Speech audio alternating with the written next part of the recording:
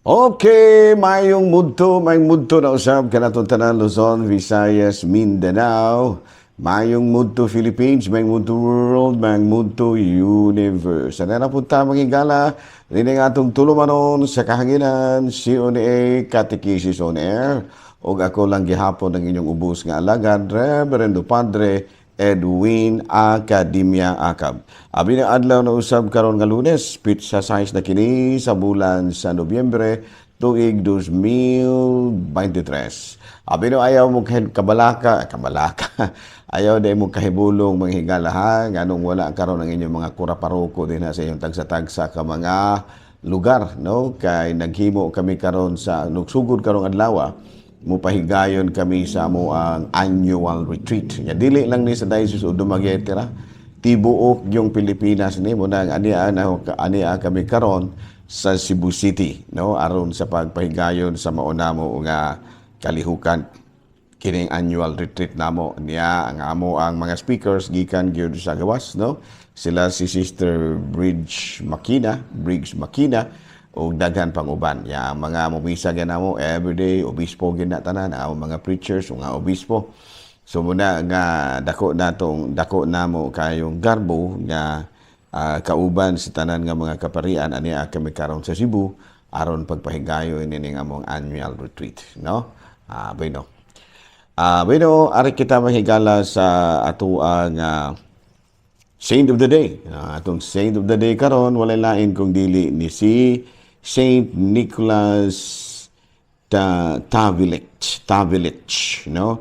Saint Nicholas Tavelich, no? Tavelic and companions. Aboy no, natawo kini si Saint Nicholas Tavelich and dito sa Croatia. O niya ni antong 1341 o niya nagpamimbro kini siya sa Franciscan Friars, no? Kining OFM. O niya ni volunteer siya nga mag-mission dito sa Holy Land and look after holy places, no? Kanang kining cared for Christian pilgrims, no? Niya encountered attacks by the natives of the place and were martyred, na canonized in 1970, no? Sa to pa kini si Saint Nicholas Tavelich ni volunteer siya nga mag-mission dito sa Holy Land. Nya dito medyo doon na may mga nitibo dito nga medyo hostile kayo sa mga Kristiyanos mo kadto nga usa in town sa nahimong martyr kini si Saint Nicholas Tavelich. Okay. Bueno, ari kita mahigala, wala lang usa kita karoy. Abelo, CBC videos nato mahigala. Usa sa mga balita nato karon mao ang panawagan, no? Ang atong talahurong Santo Papa nanawagan karon og kalinaw sa gitawag natong tunga-tungang sidlakan o Middle East. Mao kini karon ang panawagan sa atong talahurong Santo Papa nga muhunong na, no, ang gubat karon sa Israel o sa Hamas. Balita mga higala gikan diri local news nato, ang mga kaparian lukop Kabisayan, Mindanao ug Luzon, no? Kabisayan, Mindanao ug Luzon, ania kami karon diri sa Cebu aron mo pahigayon sa amoang annual retreat. O padayon karon nga nag-abot-abot ang mga kaparian gikan sa nagkalain-laing mga lugar tibuok Pilipinas. Mao kadtong higala mga balitang simbahan niining kamuntuhon ug ari kita mga higala sa atuang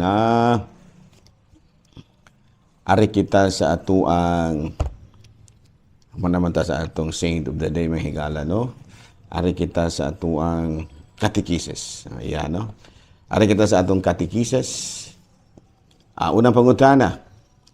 For children's mass, can we substitute the Eucharist in the appearance of a host to something more suitable such as regular bread or even sweetened cake? Mumuni pangutana mahigala, no, nga kinibitawong misa alang sa mga bata. Pwede ba nga imbis nga katubitawong unleavened bread kanabitawong ustiyas ba? Ilisa na to og regular bread, no? Kay para sa mga bata gud o baka kining tamis na cake, ganyan, no? According to Canon 924 sa Code of Canon Law, di gina pwede. Di gina pwede. No, pwede makatabok. Ayan, no? The Catholic Church does not permit the substitution of the Holy Eucharist for whatever reason. Communion made from any substance other than unleavened bread, especially those which crumble, may never be used under any circumstances. Uy, sa ito pa, istrikto gini mahigala. No? Dili pwede di ay nga panalitan at tumisbukid mga kaparian. No, nya wala may kadala o kuan. Kinibitang kining sacred host nga amo na lamang ilisan og biskwit. Dili pwede. Under any circumstances that the Holy Eucharist or the unleavened bread will be kining substituted. Okay, klaro? Sa so, di gina pwede panalitan, walay dalang ostiyas, mag-prayer meeting na lamang ta, magkasaulugan na lang. Pero ingon nga atong ilisan, di gina pwede. Another question, Father, what is the Catholic's position on euthanasia? Abi no, ato sang klarohon kung saan ang euthanasia, ha? Euthanasia is an act or omission which of itself or by intention causes death in order to eliminate suffering. Muna na, no? Kanang panalitan, doon na ba'y masakiton nga nag-antos?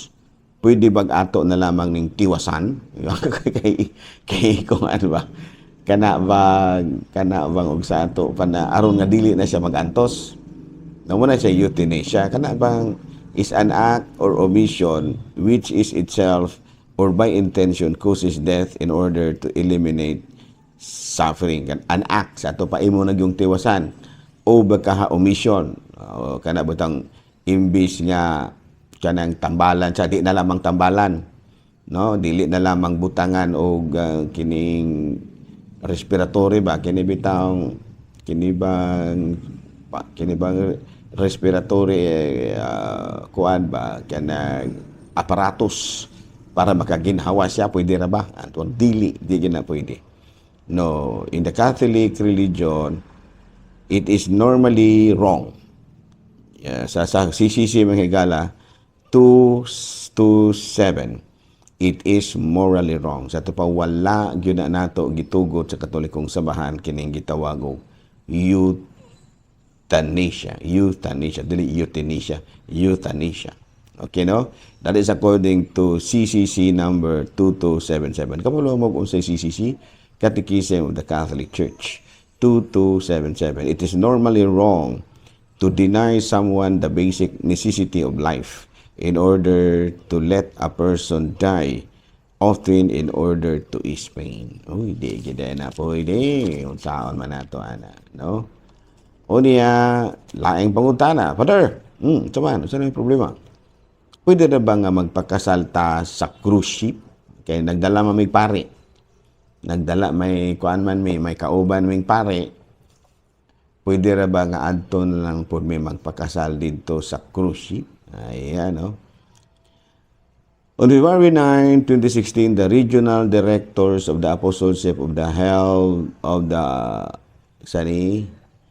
applied in the Vatican. No, sa ato pa ang regional director sa apostleship of the sea held kinibitang nananghid held a meeting in the Vatican, and the answer is no. Dili pwede di nga ang uban nga mga dato mga milyonarya nga miingon adto pakasal sa cruise ship total na amang po'y kapilya dito. Dili pwede nga blessing lang or anniversaries, pwede daily and kining gitawag na itong Sunday Masses, pwede. Pero ingon nga adto na gyud mo dito magpakasal because ang kasal is a parochial event. Adto gina dito sa dakong simbahan together with the faith community. No? Klaro? Klaro ha? So na ha? Sa palitan, marriage outside the church building, pwede ba? Kaya bitang adto lamang ta sa garden, adto ba sa luyo sa simbahan, adto kilid sa simbahan, ang punto ba nga na dili anha gyud sa sulod sa simbahan. Klaro? Another question. Kini pwede na ba nga bisan kinsa ray mo bunyag sa bata basta emergency infant, emergency baptism? Ang tubag niya na, yes. No, pwede. Panalitan doon ay bata nga nagtinga-tinga. No? Pagkatawag yun sa bata, tinga-tinga na, ano bang murag maklaro niyo ba nga nag-ungaw na sa kamatayon, pwede rin ang bisag kinsa. Pwede rin gani o laing relihiyon ang mubunyag. Basta, if ever nga pagbunyag niya, he should use the correct formula. Nya unsa man ang correct formula? Trinitarian. Paitan ang imong bata, ngalan nimo Jose. Jose, nagabunyag ako kanimo sa ngalan samahan sa Anak Sul Santo. At the same time, imong bubuan ang ulo sa bata. Katulupod. Muna siya correct formula. Ha, klaro? Sa ito pa, dili gina siya pwede nga, dili na lang tubig po imong gamiton, dili. Pwede na lang gamitan mo coke na lang, kaya mo may available, dili. Pwede. Dili gina pwede. Tubig gina gamiton na. Klaro? No? So, dili na ako sa kitakutob ha, kaya sa maning niya man lagi may Cebu pa ron. Pero padayon kita sa ato ang gyapong programa, no? Kay mag-ilog-ilog rin kita lamang paghihingalan aron dili gyud mabakante ang atong programa. So sa ngalan sa itong talahorong Obispo, Bishop Julito B. Cortez, Station Manager si Father Rama Ata, ingon manusab ang ako mga kaubanan sa estasyon DYWC, mga kaparian. Daghang salamat sa pakiguban ug giampo ninyo ha. Sa maning ni Ama Midri Cebu karon. No, adto na lamang mo sa basig na ara po'y mga misa sa kuan, misa din ha, sa TV, na lang mo TV simba pa na lang sa, ha? Klaro, karon wala lang usa ta. I don't know kung doon ay mga parokya baro nga na nagpabiling pare. Pero paminaw ko murag kami yung tanan ni agaron mo diri sa Cebu. Okay, daghang salamat og maayong mudto Pilipinas.